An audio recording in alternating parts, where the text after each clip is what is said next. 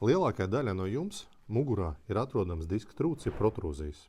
Bet kāpēc? Kādam mugura sāp un kādam nesāp? Nevienmēr sāpju iemesls ir diska trūcis. Lielākā daļa sāpes nāk no muskultūras.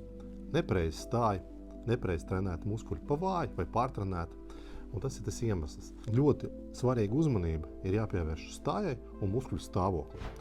Ko to darīt? Pirmkārt, vienmēr, kad jūs staigājat, cenšaties sev turēt taisnu, lai mugura būtu pareizā pozīcijā un muguras muskuļi nebūtu pārslogoti. Pacienti, kuri sagājušies priekšu vai darbus, kas saliekušas priekšu, parādās liels saspringums tieši apakšējos muguras muskuļos un tie laika sāk sāpēt. Ļoti svarīgi ir muskuļus nostiprināt. Tā ir ārstnieciskā vingrošana, peldēšana un, protams, kad stimulācija. Kas ir ļoti svarīgi stimulācija? Kad akupresūras elementi iedarbojas uz muguras muskuļiem, viņu stimulē, pieplūst vairāk asins, muguras muskuļi vairāk tiek apasiņot, un līdz ar to tā darbība uzlabojās. Mēs piedāvājam akupresūras 8-kāju, kas palīdz stimulēt muguras muskuļus un arī stāju.